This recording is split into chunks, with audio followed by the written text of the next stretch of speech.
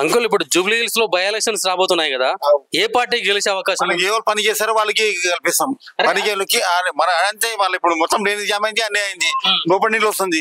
అసలు ఎవరు పట్టించుకుంటలేరు. మళ్ళా ఎవరు చేపిస్తే వాళ్ళకి ఇస్తాం మేము.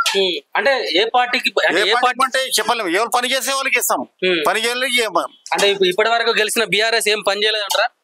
పని చేసిన వాళ్ళు ఇంతకు ముందు గోపీనాథ్ చచ్చిపోయినాక పని చేయలేదు, లేకుంటే పని అవుతుండే ఇక్కడ అంటే అక్కడ అంత ఇబ్బంది లేకుండా. ఇప్పుడు ఇబ్బంది. మీ కార్పొరేటర్ సిఎన్ రెడ్డి గారు ఉన్నారు కదా, సిఎన్ రెడ్డికి చెప్తున్నాం, ఆయన కూడా చెప్తున్నాం. ఇప్పుడు చేపిస్తారో ఏమో చూడాలి.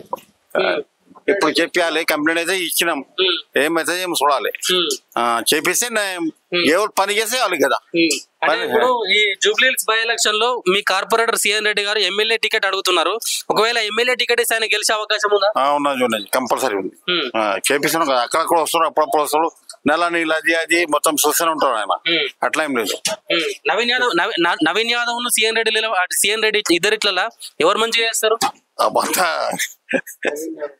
నవీన్ యాదవ్ ఉన్నాడు కదా ఆయన.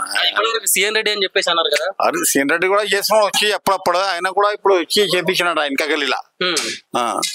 అట్లా ఏం లేదు.